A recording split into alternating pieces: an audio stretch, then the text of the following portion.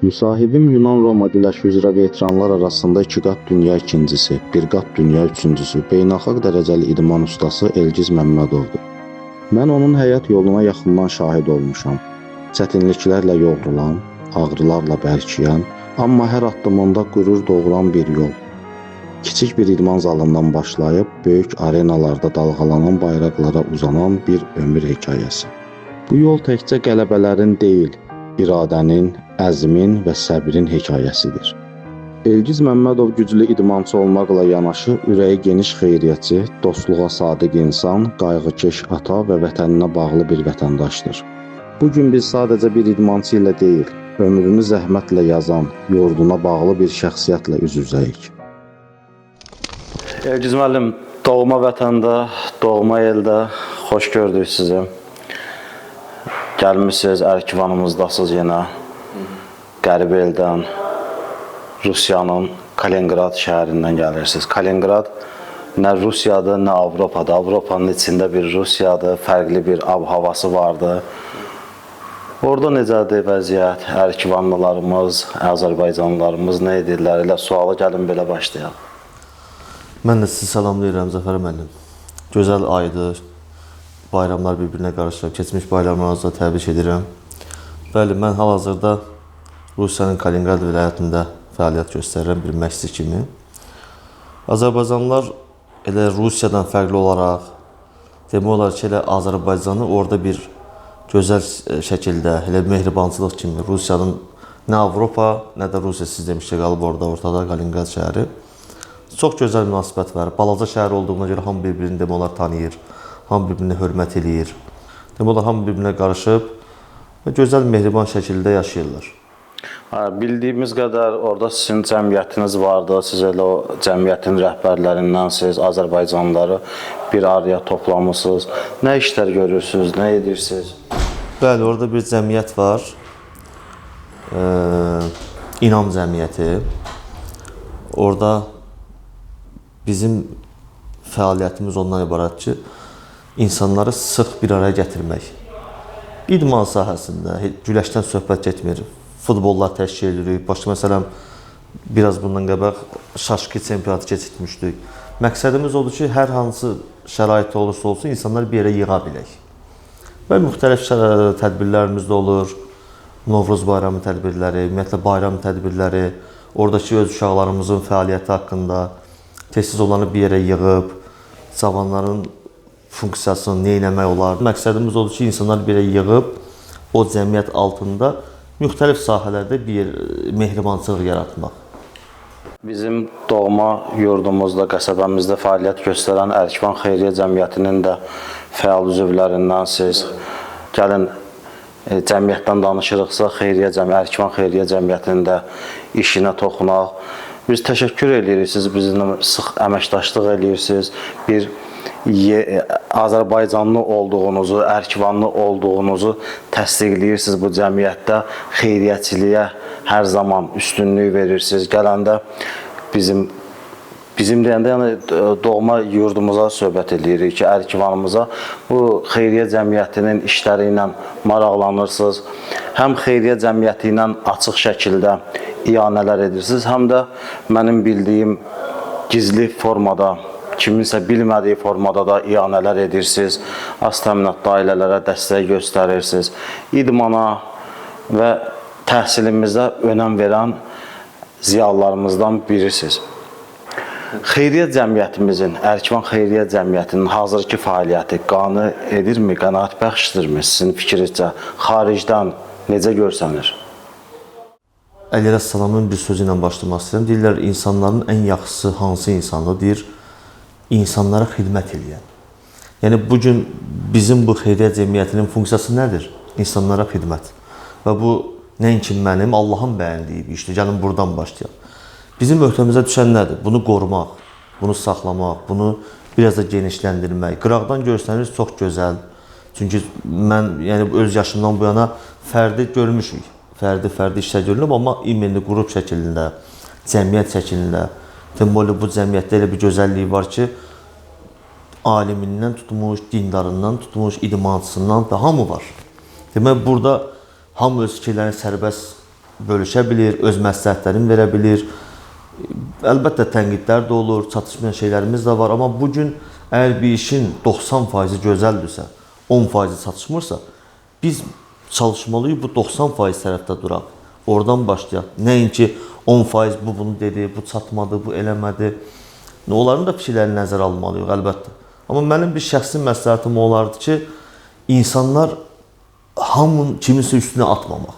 Elə qrupumuzda olan ziyalıların da sözü ilə, məşhur müəllimin sözü ilə, yəni sən bağbansansa, gəl gör harda ağac əkə bilərsənsə. Sən ustasansa, gəl gör harda bir təmir işi görə bilərsən. Mən müəlliməm, niyə bilərəm? Gəlib burada master klass keçirə bilərəm. Əlimdən gəldiyicə hansısa idmançıları bir ruhlandıra bilərəm. Yoxsa oturub tənqid eləyək, sən bunu ver, sən bunu elə, sən bunu elə. Onda ucu hamı bir-birinə inciyəcək və 3 il, 5 ildə bu ləğv olub gedəcək. İnşallah ki, bu qrupda daha da geniş proqramlar var. Bunu pərdə arxasında danışmışıq. Təklifləri də qəbul edirsiniz. Yəni, burada gözəllikdən başqa nə var ki? Bizim çox gözəl. Son Novruz ərəfəsində siz də iştirak elədiniz, tələbələrlə görüşümüz oldu bu. Demək olar ki, Respublikada bəlkə də ilkdir ki, hansısa bir qəsəbədə, kənddə tələbələrə belə önəm verilir, dəstək olunur onlara. Xeyriyyə cəmiyyəti tərəfindən 10.000 manata yaxın vəsait xərcləndi, əlaçı tələbələr mükafatlandırıldı. Yəni, bunlar elə bilirəm ki, böyük işlərdir və bunlar davamlı olmalıdır. Bizim amma üzərimizdə düşən vəzifə odur ki, bir ərkivanlı, digər xaricdə yaşayan, ümumi Azərbaycanda yaşayan ərkivanlıları cəmiyyətə cəlb eləyək. Biz bu yöndə fəaliyyətimiz olmalıdır. Buna görə bizim Moskva şəhərində, Sankt-Peterburq şəhərində, Tataristanda nümayəndəliyimiz yaranıb. Belə bilirəm ki, gələcəkdə digər şəhərlərdə, böyük kompakt yaşayan ərkivanlar yaşadığı şəhərlərdə bu yöndə fəaliyyətlər yenə də davam edəcək. Bir də xeyriyyətçilik təkcə pulla ölçülmür, ödənişlə ölçülmür. Siz də bildirdiyiniz kimi bizim xeyriyyə cəmiyyətinin də fəal üzvləri vardır ki, onlar usta kimi bizə dəstək olurlar, fəhlə kimi fiziki olub gəlib işləyənlər vardır. Və əsas təhsillə bağlı, elmlə bağlı, idmanla bağlı olan müəllimlər isə öz əməklərini dediyiniz kimi göstərməlidirlər. Necə ki, sizlə görüşdük, siz ustad dərsi keçdiniz, harda keçdiniz o ustad dərsini? Bir zamanlar özünüz tələbə olaraq fəaliyyət göstərdiyiniz, öyrəndiyiniz zalda indi bir böyük idmançı, tanınmış idmançı kimi gəlib ustad dərsi keçdiniz. Bu uşaqlarda motivasiya yaradır. Yəni, bu da bir xeyriyyəçiliyin bir növüdür desə yanılmarıq. Elə deyilmi? Elədir. Mən qayıdıram 7-8 yaşıma, Güləşdən başladığı millət. Yəni, həmən vaxtı Həsən Əşçə məhəlləsi, Zeynəba, İsoba, Abaslı, bütün məhəllələr elə bir addenli bir kənd idi, hər özü üçün. Bizim o Qardaşxan müəllimin, Sərdullah müəllimin əsas başladığı zal Nadir Əliyev məktəbinin davamçıları və əlbəttə ki, Kamal müəllim, məşhur müəllim təşəbbüsü ilə, elə mənim rəhmətli atamın, sənin rəhmətli atamın, Məzai müəllimin köməkliyi ilə asan zalda elə bir şey yarandı ki, ondan sonra məhəllə söhbəti yığışıldı. Hamı oldu bir dənə kənd. Aşağı baş yuxarı. Bəli, o söhbətdən yığışdı. O məktəb var idi də, əlbəttə indi bunu dana bilmərik. Heç bu pis bir şey də deyildi. Görməmişdik, hər öz yerində idi. Futbol yarışından sonra çıxan davalar, küçələrdə bir-birini tutan uşaq davalarından söhbət. Elə o davaların özündə də bir təbiiliyi var idi. Və o zaldan sonra böyük bir vəhdət yarandı. İdman vəhdəti. Və ondan sonra sən hardasa görəndə bu mənim məşq yoldaşımdır. Ondan dava eləmə olmaz. Və bu gün də bu cəmiyyətin də elə formalaşmağı, bu bizim cəmiyyətimizdir. Nə aşağı baş, şükür Allah ki, burada izləyirik hamımız, orada nə bir ayrı seçkiliyi var, nə bir başqa bir şey, istər o maddi paylaşımlar olanda, istər mənəvi. Bu gün müəllimlərimiz bəlkə də 2 dənə uşağa dərs keçməyə özünə bir şey bilir. Çətin bilmir, amma bilirəm burada nə var, amma burada nə var deyil. Onun 2 dənə də tələbəyə təmənnasız hansısa bir fənni öyrətməyi və yaxud ingilis dili müəlliminin başqa cür, idman müəlliminin başqa cür azı gücü 40-50 dənə uşağın formalaşmağı deməkdir. Master class, yəni əslində mənə çox da yaxşı təsir bağışladı. Oradakı suallardan, uşaqların mənə verdiyi cavabları, onların göstərdiyi fənlər. Sadəcə bizdə bugün hər şeyi biraz cəmiyyətin boynuna atmaq deyim və yaxud hansısa müəllim deyir, hə, filan kəs mənə belə dedi. Bu müəllim bugün güləşçinin, idmançının nailiyyəti üçün müəllim, şagird və valideyn bağlılığı olmalıdır. Bu mütləqdir. Yəni bunların üçündən biri olmasa, deyərdim 70% nəticə olmayacaq. Üçlü birgə Bir-birindən fəaliyyətdə göstərməlidir. Əgər müəllim uşağı zalda kiməsə tapşırıq gedir, valideyn yığır, hə bu gün toy var, bu gün bayram, bunları özümüz seçmişik. İdmançının toyu, bayramı onun prestala çıxıb medal almağıdır. Ən böyük bayram onun üçün odur. Yoxsa ad günü oldu, toy oldu, nə bilim, filan şey oldu. Bunları görürəm mən uşaqlarda. Bu nəinki burada, elə hər yerdə var bu problem. Və bu gündən mən heyflər olsun ki, hamı deyir ki, təhsil. Gözəl, təhsil deyirsiniz. Kim təhsil demir ki? Amma təhsillə idman, əslində bunlar paralel gedən bir dostluq yaratmırlar. Bir il getsə daha gözəl olacaq. Çünki adi bir təhsil davam etdirən uşağın idman nəticələri zəif olursa və yaxud idmançının təhsili zəif olursa, bu bunların bir yerdə getmək deyil. Bu bunların proqramsızlığıdır. Valideynin uşaq üçün cədvəl yaratmamağıdır. Güya indi həmən o 2 saat məşqə gəlməyən uşaq nə edəcək? Telefonla oynayacaq, orada oynayacaq, biraz da sistemdən çıxacaq. Amma gündə 2 saat məşq və yaxud 2 saat elə bunun məktəbdən əlavə dərs oxumağı kifayətdir ki, bu gəlib yaxşı nəticə də versin idman sahəsində, yaxşı uğur da qazansın təhsil sahəsində. Necə ki, bunları biz özümüz yaşamışıq və böyük idmançılardan mən sizə stat gətirə bilərəm bu gün. Elədir. Tam fikirlərinizlə doğrudur, mən bununla razılaşıram. Əgər bir insanın ki, təhsili olmasa, təkcə idmanla nailiyyətlər əldə edirsə, onun axırı gözlənilməyən bir uçuruma, boşluğa gedib çıxacaq. Biz bunun dəfələrlə şahidi olmuşuq, belə şəxslərlə rastlaşmışıq, görmüşük. Amma kimin ki təhsili vardı, eyni zamanda onların uğuru daha yaxşı olacaq, daha gözəl olacaq. Eləcə də o uğuru bizim gənclərdən, indi siz gənc nəsil, sonraki nəslin nümayəndəsiz, siz də görmüşük, siz orta məktəbi də əla qiymətlərlə oxuyurdunuz, universitetə də yüksək balla qəbul oldunuz. Halbuki bədən Tərbiyəsi Akademiyası aşağı balla daxil olmaq, amma siz yüksək balla daxil olmuşdunuz. Eyni zamanda mənim orta məktəb vaxtlarımız yadımdadır ki, siz olimpiyadaların iştirakçısı olurdunuz, İngilis dilindən də yer tuturdunuz və eyni zamanda bir neçə idmanla da məşğul olurdunuz. Elə deyil. Yəni bunu necə sığışdırıcı? Futbolda ən yaxşı oynayan idi, stol üstü oyunlarda, dama, şahmatda yaxşı oynayırdınız. Sonra yadımdadır ki, siz əskərlikdə, gir qaldırmada Respublika çempion, fərqli sahələr idi bunlar. Bir adam nə qədər sığışdıra bilir bu gücü, qüvvəni özündə? Elədir, əslində bu bizim böyüklərimizin bizə göstərdiyi yoldur. Məsələn, hər nəsildə bir dənə, 2 dənə idmana meyilli və yaxud təhsilli adam olanda istər-istəməz o nəsildə bu proqram gedəcək. Bizim də nəslimizdə, indi mən atamı uşaq yaşlarında itirmişəm, 10 yaşında. O da həvəskar idi. Mən şahmatı baxa-baxa öyrənmişəm. Mehman müəllimlə, məsələn, mənim atam oturub oynayanda öyrənmişəm. Sonrakı onları bir var öyrənmək, bir də var formalaşdırmaq. Formalaşdırmaq bizim, ümumiyyətlə mənim, əmim uşaqlarının, bizim 4 tərəfimizdə qonşuların bu sahəyə yönlənməklə Mehman müəllimin səyləri çox olub. Məsələn, gecələrlə oturub şaşqı oynayırdıq. Məsələn, gecə saat qış gecələri, 5-də hava qaralır. Niyə? Elgiz gəl bura. Elnur, oturun. Şaşqı oynayırdıq. Onda gördük 3 saat, 4 saat keçib.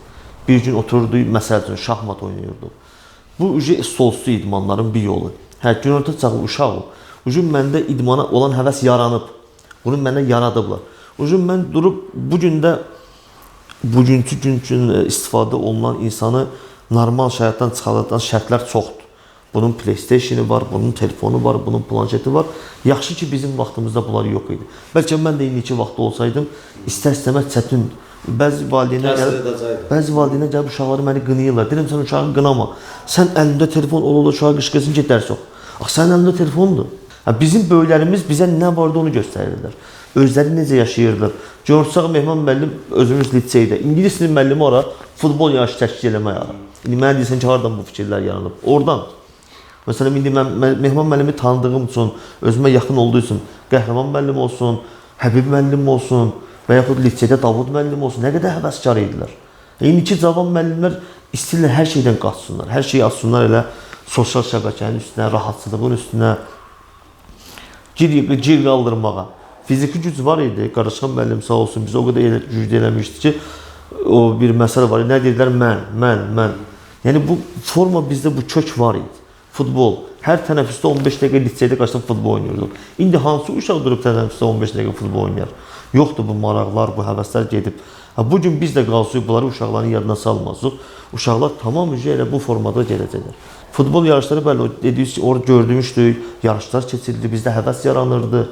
Paralel gedən şeylərdir bunlar. 96-cı ildə güləş yarışı keçirildi ki, burada respublika səviyyəsində. O idmançılar 96-cı güləşən mənlə bərabər. Bu gün hamısı respublikanın güləşin ən yüksək səviyyəsində olan ya federasiyanın prezidentləridir, ya baş məşqçiləridir. Onlar hamı gəlib burada güləşiblər. Bizim Nadir Ağayev keçirilən turnirdən danışıram. Yəni futbol da elə oradan oynaya balacalıqdan bizim bir də böyük bir kömək oldu. O vaxtı rəhmətli Mirəli müəllimdən Habil müəllimin bir yerdə yaşatdığı futbol dərsləri. Demək olar paralelini gedir. Hətta Qaraşxan müəllim də məni ona görə məşqdən qovdu. Ki ya futbolu seç ya güləşi. Mən güya güləşi seçdim, amma uşaq idim da futbol hara fırası idmanın şahıdır. Adi televizoru bax açırsan ancaq futbol yarışları. Onların orada böyük dəstəyi oldu. O sevgi orada bizdən qaldı, oradan qaldı bizə. Mütləq heç olmasa ayda bir dəfə belə bir şeylər olmalıdır. Futbol sahəsində, ağırlıq qaldırmada bir var, biz elə bir zalda məşq eləyək ki, orada heç bir müəllim tanınmasın, heç bir diqqət olunmasın. Uşaq gəlir məşqə gedir evə, gəlir məşqə gedir. Bunun stimul nə olacaq burada? O uşaq nəyə baxıb həvəslənəcək? Eyni müəllim, eyni uşaqlar, eyni zal. Bu ucu istər-istəməz sən yerində qalacaqsan, ya da dala gedəcəksən, arxaya gedəcəksən. Müəllimlərimizin sıx əlaqəsi olmalıdır, mütləq. Ən azından həftədə bir dəfə birgə məşq olunmalıdır. Məsələn, 5-ci gün məşqlər qutarırdı. 6-cı gün səhər saat 11-də eləyir sifatkalar. Bütün məşqçilər yığılır və bütün uşaqlar yox. Orta və ortadan yuxarı. Çünki təzə gələn uşaqlar üçün sifatkalar, yəni sifatka deyəndə görüşlər ağır ola bilər, zədə ala bilər, onun idmana baxışı dəyişə bilər, qorxu yarana bilər. O hələlik öz zalında olsa daha yaxşıdır. Yenə deyirəm, müəllimlərin birgə planları, yarışların çoxluğu mütləqdir. Ən azından uşaq ayda bir dəfə yarışa getməlidir. Rayondan qıraqlara, ən azından rayon səviyyəsində. Çünki hər şey elədir. Qabağa getmirsənsə, yenə qayıdaq dinə. Elə sıra bizə nə deyir? Dünənin bugündən seçilmirsə, demək sən yaşamırsan. Dünənin bu bizə demir, dünən bozbaş geyibsən, bugünləri pulov ye və yaxud dünənləri. Bu sənin insani keyfiyyətinin irəliləməklə danışır. Əgər sən dünən 5 səhifə kitab oxumuşdunsa, bugün 6 səhifə oxumalısan. Hansısa fənni bugün biraz qabağa keçməlisən. Əgər sən dünən 10 dənə turnik eləyirdinsə, bugün 9 dənə eləyə bilmərsən, 11 dənə eləməlisən. Və dünənə baxıb qabağımıza bir yol açmalıyıq. Və inkişaf eləmək üçün də bu şərtlər mütləqdir. Və sosial şəbəkə. Bugün indi biz bunu qırağa qoya bilmərik. Bu günləri bu internet dövrüdür. Bugün sən elədiyin işi paylaşmalısan, səni görməlidirlər. Məsələn, Bədirli məhəlləsi deyir, biraz qıraqda qalıb. Və yaxud Pələnkişdə məhəlləsi qıraqda. Zala gələ bilmir. Amma uşaq bir dənə video rolikdə görüb sənin zalını həvəslənib gələ bilər. Bizim uşaqlar bəzi vaxt işə qatırlar. Mən reklam sevmirəm. Qardaş, biz sənə demirik ki, sən gətir bura paltarı reklam elə, geyimi reklam elə, yeməyi reklam, işi reklam elə. Və reklam xətrini eləmə. Baxış üçün elə insanların gözəl iş görürsən də sən. Pis iş görmürsən, təşviqat elə.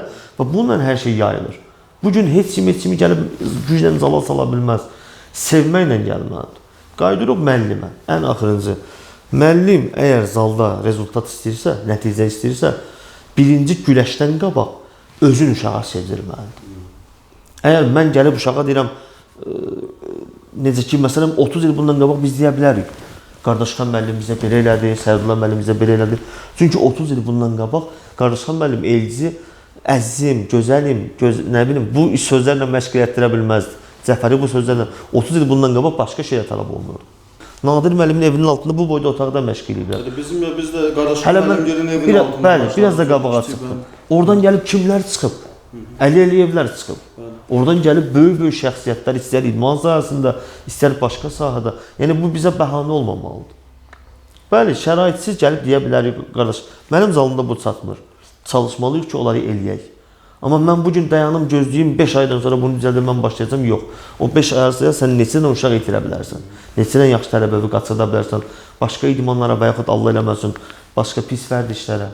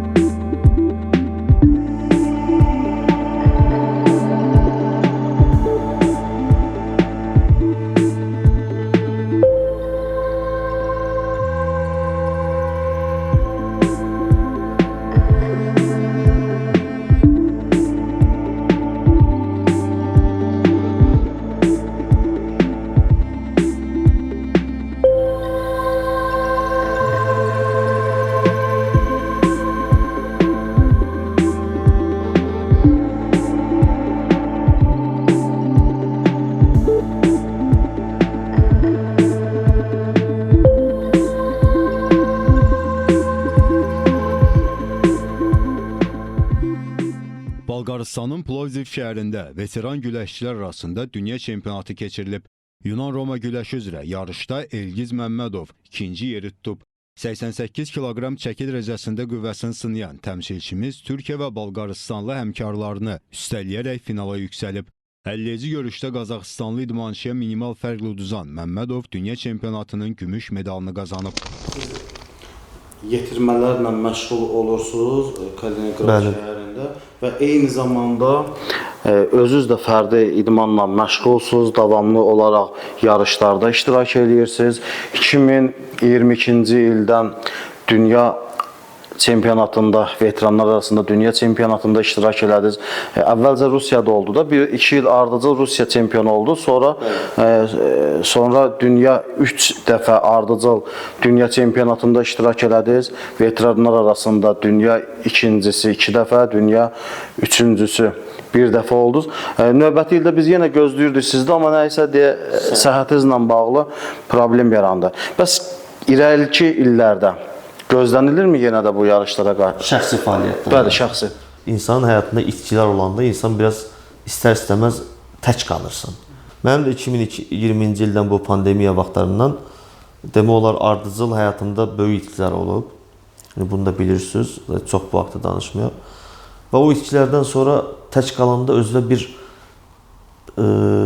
həvəs axtarırsan. Nədən başlayayım? O həvəsdə də bu gündəlik həvəslər səni qane eləmir. Və mən söz yox ona qədər də məşq eləmişəm, məşq falan saxlamamışam. Çünki bu necə ki o vərdişlər var. Bu da bizim bədənimizin, orqanizmimizin vərdişidir. Bugün mən məşqə atsam, bu mənim yox, mənə şəxsi həkimimin dediyi sözdür. Nə qədər xəstəliklər yaranar. Çünki ömür boyu idmanda olan bədən ən azı həftənin 3 günü, 4 günü birdən-birə sən dayan heç eləmə, maddələr mübadiləsisi başqa-başqa bu indi həkim dilindən desək, problemlər yaranır. Və mən qayıtdım biraz da idmanımı artırmağa və qaqraz gəldi düşdü mənim 35 yaşıma. İndi təbii ki 35 yaşda durub kişilər arasında güləşmək çətin olardı. İndi özümüz öz aramızda o başqa məsələ, amma arenaya çıxmaq üçün yəni bu çox çətin bir şeydir. Və veteranlara yaşım düşdüyü üçün müəyyən yoldaşların mənə təklif edən elə Azərbaycandan. Və orada da mənim qabağımda 2 seçim var idi. Biz harda olursa olsun İstər-istəməz insan öz kəndindən, öz obasından və biraz da geniş götürsək, öz millətimiz, dövlətimizi çalışırıq birinci ora xidmət eləyək. Və bugün də orada da mənə heç təklif olanda Rusiyanın adından güləşə bilərdim, Azərbaycanın da. Təbii ki, mən ürəyim onu istəyirdi ki, Azərbaycanın bayrağını qaldırım. Mən Azərbaycanı seçdim və uğurlu da alındı. Yəni, biraz veteranlar deyəndə biz qoca kişilərlə hərəsi bir söz deyir, amma çox çətindir. Yəni orada olimpiya çempionlar, dünya çempionlar gəlib uduzurlar. Çünki insan 25-20 yaşlarında tez formaya düşür. Tez hazırlaşa bilirsən. Öz gücün çünki səndədir. İnsan yaşlaşdıqca sənin hələ gecə-gecə travma alırsan. Oturan yerdə xəstələnirsən. Özümüz bunu yaşayırıq. 35-dən keçdiyicə. O yarışda formada olamaq, özünü yarışda saxlamaq çox çətindir. Və gəldik finala çıxdım. Finalda da minimal hesabla birinci dəfə uduzdum. Şükür Allah ki, Azərbaycanın bayrağını qaldırdıq. Layiqincə təmsil elədik. Halbuki 7-8 nəfər adam getmişdi. Bir dənə ikinci yer oldu. Yəni bu çalsan da olsa deyil, hamı götürüb medalları gələrdi. Ondan sonraki il yenə Xorvatiya şəhərində ikinci yer. Bu axırıncı dəfə isə səyahətimlə bağlı mən 100 kiloda iştirak elədim. Bilirsiniz də mən ondan əvvəlki 88 kiloda, bəli, 88 kiloda iştirak eləmişdim öz çəkimdə. Bu səfər 92-93 kiloydum, amma olmazdı mənə 8 salmaq. Hətta həkimlər güləşməyə icazə vermirdilər. Sadəcə qabaqcadan viza almışdım, bilet almışdım. Əslində getmişdim bir turist kimi. İdmançı kimi bizim içimizdə bir partlayış olmalıdır. Adi o futbolda da bizdə hiss olunur. Adi şaşkıda da uduzmağı bacarmaq lazımdır. Nə olur, uduzaram da. Bu sözlə sən gelib böyük idmançı ola bilmərsən. Və orada da getmişdim və 100 kilolar da həm məndən ağır, həm məndən fiziki güclü təbii ki, mümkün deyil. Və o sırf idman qeyrətinin hesabına mən orada 3-cü yerə çıxdım. Yəni, nə orada güləşçi kimi, nə ora getmişəmsə, gəlmişəmsə, mən medalsız qayıtmamalıyam. Və şükür Allah ki, Allah qismət elədi, oradan da axırıncı il. Победу попал, первое место завоевал Мамедов Эльгиз. Калининградской области, мастер спорта России. И занял первое место. Поздравляю! Весовой категории 100 килограмм. Məşqçi fəaliyyətiniz olduğu Kaliningrad şəhərində. Orada indi bilirəm sizin yetirmələriniz arasında artıq dünya, Avropa iştirakçıları vardı, çempionatın iştirakçıları vardı, medalçılar vardı. Zalınızda əksəriyyət hansı millətin nümayəndələridir? Yerlilərimiz çoxdurmu? Kimlərdir orada və uğurlar, başqa nə uğurlar vardı? Mən 2013-cü ildən Rusiyanın Kaliningrad şəhərində yaşadığım şəhərdə məşqçi işləyirəm. Yəni qanuni olaraq, sənədli olaraq və burada kimi iki dənə sistem var. Federasiyanın nəzdində, bir də təhsilin. Mən həmin o təhsilin nəzdində olan cəmiyyətin baş məşqçisiyəm. Yunan-Roma güləşi üzrə baş məşqçisiyəm və bizim fəaliyyət, əlbəttə hər işin başlanğıcında çətinliklər olur. Birinci çətinliklər çox idi. Şükür Allah ki, sonradan uşaqlar, tələbələr çoxaldı, nəticələr yavaş-yavaş verməyə başladılar. Rusiyanın tərkibində yığmada güləşən uşaqlarımız oldu, yeniyetmələrdən ibarət. Və şükür Allah ki, Azərbaycanlılar da çoxdur zalda, nəticə də verirlər, təhsilləri də öz yerində, yaxşı səviyyədə. Ruslar, onun başqa millətləri olsun və gözəl zalımız var orada, gözəl şərait yaradılıb orada da bizə şükür Allah ki.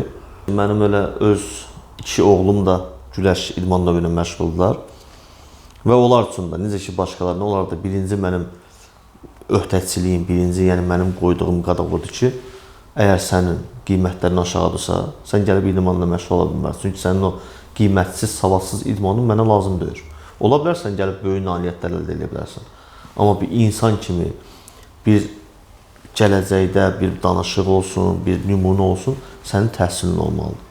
İndi onlar da inşallah gələcəkdə, bir yaxın gələcəkdə elə bir Nadir Ağayev turnirə planlarım var ki, onları 1-2 ildən sonra gəlsinlər, burada güləşsinlər ki, faydalı olsunlar. Yəni o uşağın əlindən başqa nə gələ bilər? O gəlsin burada öz kəndində, öz obasında, öz rayonunu təmsil etsin respublika səviyyəsində. Çünki mənim öz 2 illik sənədli olduğuma görə uşaqlar da avtomatik gəlib burada da Azərbaycandan gələcək güləşə bilərlər. İki övladınızdır da Yasin, Hüseyn. Onlar ikisi də keçən il Rusiya çempionatında da medalçı oldular. Bu il fevral ayında 13 yaşlara qədər tam Rusiyanın çempionatına daxil olmasa da elə gedirdi. Adillə ki, Rusiya çempionatı. Sankt-Peterburg şəhərində elə oldu. Biri ikinci yerə çıxdı Yasin, 32 kilogram çəki dərəcəsində. Böyüyü də Hüseyn də 48 kilogramda 3-cü yerə çıxdılar. İnşallah onlar da oxusalar. Biz onlardan da uğur gözləyirik. Ya başqa cürdə mümkün deyil. Yəni Elgizin övladları çempion da olmalıdırlar, daha yüksək uğur gözləməliyik. İnşallah bu uğura sevinək, bu uğuru İnşallah, çox sağ olun. На чемпионате России этот прием принес калининградскому борцу Ильгизу Мамедову золото. Во время схватки соперник сильно повредил ногу. Победитель не бросил его на борцовской площадке.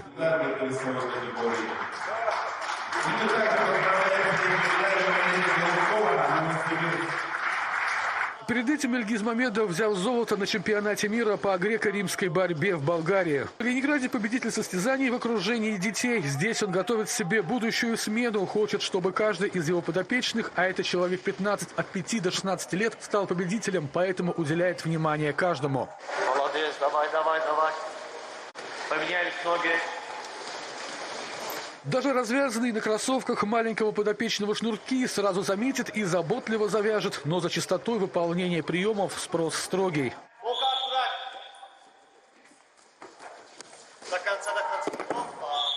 Родители подопечных Ильгиза говорят, что тренер делает их детей не только сильнее, но и взрослее. Оксана говорит, что сын ее приятно удивляет. Более мужественный, спортивный, сильный.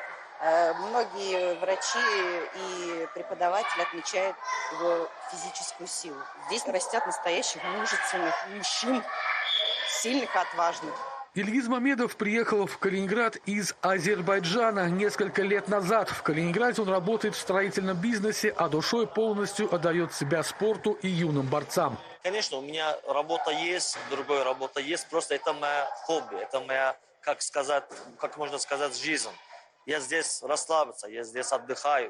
Я не могу сказать, это работа. Кстати, Ильгиз и сам растит двоих детей, и в спорте они идут по стопам отца в этом же спортивном зале. Анатолий Холодников, Александр Фин, служба новостей. Çox sağ olun. Vaxtınızı, dəyərli vaxtınızdan sərf elədiniz. Yəni biz vədələşdik, gəldiniz, müsahibə verdiniz. Son olaraq yenə də nə demək istəyirsiniz cəmiyyətimizə, idmançılarımıza, digər ümumi fikirləriniz nədir? Son olaraq yekunlaşdıra bilərik müsahibəmizi. Əlbəttə, mən də birinci növbədə öz minnətdarlığımı bildirirəm. Bugün bəzi adamları qırağa alsaq, yəni həqiqətən də çox çətindir bu işıqlandırmaq, bunları cəmaata çatdırmaq. Elə adamlar var, bu işi görür və bugün sənin bu fəaliyyətindən gör nə qədər insan buna baxır və nə qədər insan həvəslənir. İstəyər mənim vəziyyətimdə olsun, istəyər məndən yuxarı insanlar, istəyər aşağı, fərqi yoxdur. Hamı buna baxır, özünə aid mən nə edə bilərəm? Bu sualı özünə verir. Çünki insanlara bir həvəs yaradırsan. Çox böyük təşəkkürümü bildirirəm sənə. Keçək cəmiyyətimizə. Böyüklər birazca ora qoşulmayaq. Böyüklər öz işlərini bilirlər, bizdən böyükdülər. İnşallah ki, işlərini bilərlər. Mən öz və özümdən aşağı yaşda olan cavanlara bildirmək istəyirəm ki, bu qısqanclıq deyim, tənbəllik deyim və yaxud baxıb ağ vərəqə balaca bir nöqtəni görmək deyim, bunları qoya qırağa. Bizim burada məqsədimiz o qrupdakı insanları nə bilim, bir mənəvi cəhətdən düzəltmək deyil. Əsas bizim məqsədimiz bu qrupda nədir? İnsanlara xidmət eləmək. Kim olursan ol. İnsanlara xidmət, kəndimizə, kasıblarımıza, ehtiyaclı olanlara və yaxud başqa səhərə kömək edə bilirsə, bu bəsdir. Və inanıram ki, inşallah uzun ömürlü olar. Allah qoysa sayımız da çoxalar, maddiyyət də çoxalar, gördüyümüz işlər də çoxalar. Çünki xeyir işlərə nə qədər istəməyən olsa da, xeyir işlərdə Allahın nəzəri var.